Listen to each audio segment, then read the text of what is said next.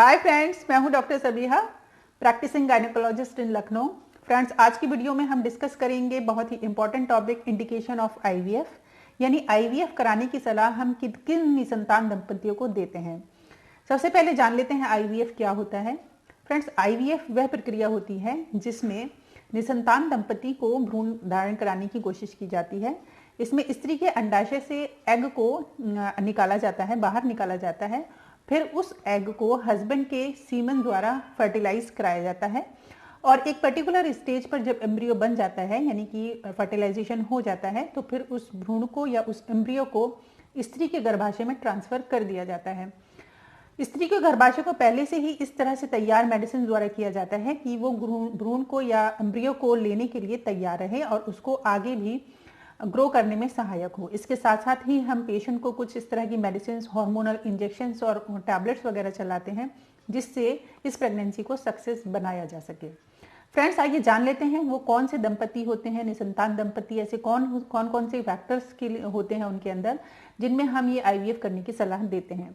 सबसे पहले आ जाता है ट्यूबल फैक्टर स्त्री में, यानी कि ट्यूबल फैक्टर्स में अगर किसी स्त्री के किसी भी कारणवश जो फैलोपियन ट्यूब्स हुए हैं वो ब्लॉक हो गए हैं, उसका कुछ भी कारण हो सकता है, जैसे कि वो कंजेनाइटल तौर पर दोनों तरफ के ट्यूब्स ब्लॉक हों, या हाइड्रोसल्फिंग्स नाम की बीमारी की वजह से ट्यूबल ब्लॉकेज हो, या फिर किसी सर्जरी की वजह से या किसी एक्सीडेंट्स की वजह से डैमेज हो गए हैं, तो उसके फलस्वरूप पेशेंट नेचुरल तरीके से गर्भधारण नहीं कर पाती है और हम उसको आईवीएफ की सलाह देते हैं।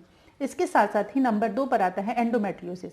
एंडोमेट्रियोसिस पर हमने एक बहुत डिटेल में वीडियो बनाई है जिसका लिंक मैं आपको डिस्क्रिप्शन बॉक्स में दे दूंगी, आप वहां से चेक कर सकते हैं।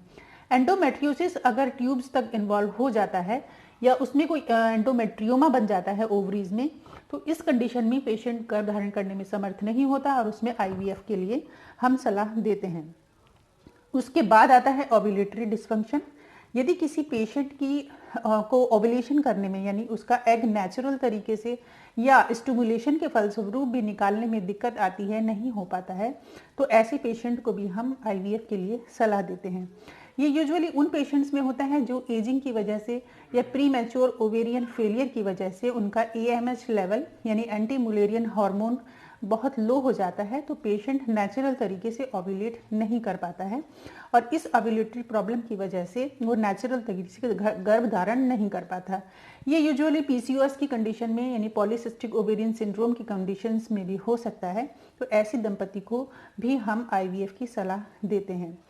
फ्रेंड्स, आइए जानते हैं मेल फैक्टर कौन से होते हैं।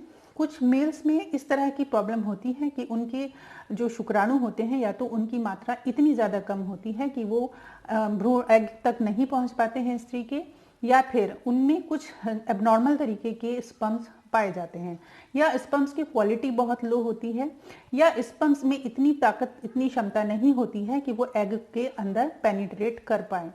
तो इस कंडीशंस में हम ऐसे दंपतियों को ये सलाह देते हैं कि वो IVF with intracytoplasmic sperm injection, जिसको इक्सी कहा जाता है, उसके द्वारा साथ साथ अगर आईवीएफ कराते हैं तो इस तरह की केसेस में बहुत ज़्यादा सक्सेस रेट देखने को मिले हैं। और इसके साथ साथ भी अगर किसी पेशेंट के स्पर्म्स में, यदि किसी पेशेंट की सीमन में यदि बिल्कुल स्पर्म्स नहीं है, यानी एजोस्पर्मिया की कंडीशन है, तो भी ये एक संभावना हो सकती है कि इक्सी के द्वारा इसमें पेशेंट को पेशेंट को गर्भ धारण कराया जा सके। लेकिन इस कंडीशन में हम थीसा, यानी कि डायरेक्ट टेस्टिस से एक कुछ नंबर्स ऑफ स्पर्म्स को एस्पिरेट करते हैं और फिर उन्हें स्त्री के एग के द्वारा फर्टिलाइज कराकर प्रेगनेंसी प्लान करने की कोशिश कर सकते हैं। तो फ्रेंड्स, ये थे कुछ फैक्टर। इसके अलावा जैसे हमने अपनी पिछली वीडियोस में भी डिस्कस किया है कि इनफर्टिलिटी का एक कारण अनएक्सप्लेन इनफर्टिलिटी भी होता है, जिसमें पेशेंट के अंदर सारे हार्मोनल लेवल, उसके ट्यूब्स और उसकी ओव्यूलेशन की प्रक्रिया संतुलित तौर पर चल रही होती है और साथ साथ मेल फैक्टर्स में भी कोई इस तरह की समस्या देखने को नहीं आ रही है, तो फिर इस कंडीशन में हम पेशेंट को आईवीएफ की सलाह देते हैं, ताकि वो इससे ये फायदा होता है कि वो कम अटेम्प्ट्स में ही आईवीएफ द्वारा अपनी इस समस्या का समाधान कर सकते हैं। तो ये बहुत ही एक नॉर्मल टेक्निक है और आजकल ज़्यादातर आईवीएफ सेंटर्स हर जगह मौजूद हैं। इसके लिए जान लेते हैं कि कौन कौन से फैक्टर होते हैं जो कि एक आईवीएफ की प्रक्रिया को सक्सेस बनाने में सहायक होते हैं। सबसे पहले जिन लोगों के हेल्दी एग्स या हेल्दी स्पर्म्स होते हैं शरीर में, उन लोगों के लिए ये प्रक्रिया बहुत ज़्यादा संभावना होती है कि सक्सेस हो जाए, क्योंकि इन हेल्दी एग्स और हेल्दी स्पर्म से बनने वाला एम्ब्रियो भी ग्रेड 1 का होता है, हेल्दी होता है, तो फिर उसमें उसको आगे बढ़ने में और उसके ग्रो करने में ज़्यादा चांसेस होते हैं, यूट्रस उसको इजीली कैरी कर सकता है।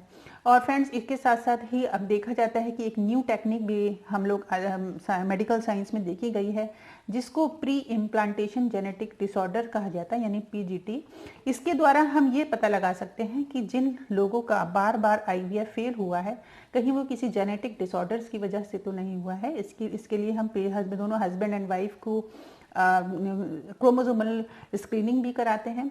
यदि किसी स्त्री का किसी कारणवश बिल्कुल एएमएस लेवल एकदम जीरो हो गया है, यानी उसकी अंडाशय में अब इतनी क्षमता नहीं है कि मेडिसिन द्वारा या स्टिमुलेशन द्वारा भी वो एवुलेट कर सके, तो इस कंडीशन में हम पेशेंट को एग डोनेशन की सलाह देते हैं, यानी वो बाहर से एग लेकर उस अपने हस्बैंड के स्पर्म्स द्वारा उसको फर्टिलाइज करा सके। या इसके साथ साथ ही यदि कोई यूट्राइन फैक्टर है कि वो पेशेंट एम्ब्रियो तक बनाने में तो सफल है, लेकिन किसी कारणवश उसका गर्भाशय इस लायक नहीं है कि वो प्रेगनेंसी को आगे कैरी ऑन कर सके, तो इस तरह की कंडीशन में पेशेंट को सरोगेसी की भी सलाह दी जाती है।